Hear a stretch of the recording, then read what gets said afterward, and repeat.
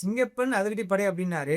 ஆனா தமிழகத்துல வந்து தொடர்ந்து வந்து நடக்குதுல்ல இல்ல. அப்ப என்ன சொல்ல வரீங்க? இல்ல இருக்குன்னு சொல்றீங்களா இல்லைன்னு சொல்றீங்களா?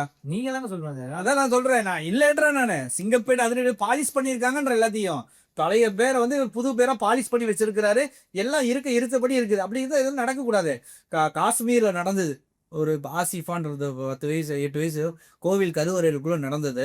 அது கிட்டத்தட்ட இந்தியா ஃபுல்லா பேசப்பட்டு மிகப்பெரிய போராட்டங்களை வெடிச்சது. ஆனா இப்போ கோயம்புத்தூர் தமிழகத்தில் நடக்குது. அதான் எதிர்க்கட்சி தலைவர் உதயநிதி ஸ்டாலின் கேட்டிருக்காரு, இது தமிழ்நாடா ஊபியா? இது மற்ற வட மாநிலத்தை விட மோசமா போயிரும் போல் இருக்குது. சட்ட ஒழுங்கு சீரா கொண்டு வரேன், ஊழல் இல்லாம மாற்றம் கொண்டு வரேன்னா இவரை வந்து ஃபர்ஸ்ட் ஸ்டாண்டர்ட்ல என்ன பண்ணியிருக்கணும்? அது 100 யூனிட்ஸ் போட்டு 200 யூனிட்ஸ் போட்டது சைனு. முதல்ல மக்களுக்கு ஒரு பாதுகாப்பு உறுதி செஞ்சிருக்கணுமா இல்லையா? ஒரு ஆட்சிக்கு வந்து 10 நாள் தான் ஆச்சு. 10 நாளா இருக்கட்டும் 15 நாளா இருக்கட்டும். ஏன் படத்துல அப்படி காட்டி தானே ஒரு நாள் முதல் மாதிரிலாம் வந்தார்ல, அர்ஜுன் வந்தாரா இல்லையா சார்? சங்கர் எடுத்திருந்தாரு.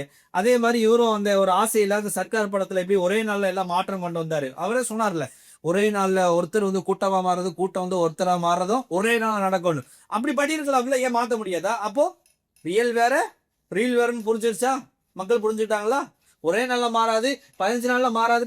5 வருஷம் ஆனாலும் மக்கள் சில விர்ச்சுவல் வாரிஸ் சொல்லுவாங்க. கண்டிப்பா 5 வருஷத்துல என்ன மாத்த முடியும்? விர்ச்சுவல் வாரிசு சொல்றப்ப இப்ப இந்த கோயம்புத்தூர் சம்பவத்தை நிறைய இன்ஃபுளுசஸ் பேசவே இல்லை அப்படின்னு சொல்லி குற்றச்சாட்டு வைக்கிறாங்களே, அது எப்படி பாக்குறீங்க? இன்ஃபுளுன்ஸ் பேசுறதுன்னு ஆஃப் பண்ணி வச்சிருக்காங்க. எல்லா டோட்டல் கண்ட்ரோல் விஜய் அவர்கள் கண்ட்ரோல் எடுத்துக்கிட்டாரு. முடிவு எடுத்திருக்காங்க. என்ன முடிவு எடுத்திருக்காங்க? அரசாங்கத்துக்கு எதிராக யார் கருத்து தெரிவிச்சாலும் அவங்களை அப்படியே ஆஃப் பண்ணி லாக் பண்ணி வைங்க. நடக்கக்கூடிய 15 நாட்கள் நடக்கக்கூடிய சம்பவங்கள் இவர் என்ன செய்யலாம்? சரி, ஓகே, நடந்துருச்சு. இனிமேல் அவர் வீட்டுக்கு போன் பண்ணி ஒரு ஆறுதல் சொல்லி, இனிமேல் நடக்காம பாத்துக்கிறேன், இனிமேல் என்ன நடக்கும்னா என்ன ஆறுதல் சொல்லி இருக்கிறாரு? கண்டிப்பா கேட்டாரா? இவர் மட்டும் uncle Stalin uncle, it's very wrong uncle, எல்லாத்திட்டையும் மன்னிப்பு கேட்கணும் அங்கிள், எல்லாத்திட்டையும் கேட்டுருங்க அங்கிள். அஜித் குமார் நடந்த சம்பவத்துல கேட்டாரு. போலீஸ் பிரச்சனையில அவங்கள அதிரடியா நீக்கம் பண்ணாங்க உடனே. அது வேற. இவர் வீட்டுக்கு கூப்பிட்டு ஸ்டாலின் அவரு கூப்பிட்டு வீட்டுல கூப்பிட்டு மன்னிப்பு கேட்டது இவர் என்ன செஞ்சாரு? கிண்டல் பண்ணாரு. இப்போ யார சொல்லுவாரு? மோடி அவர்களை சொல்லணும்னா யார சொல்லணும்? ஸ்டாலின் அவர்களை சொல்ல முடியுமா?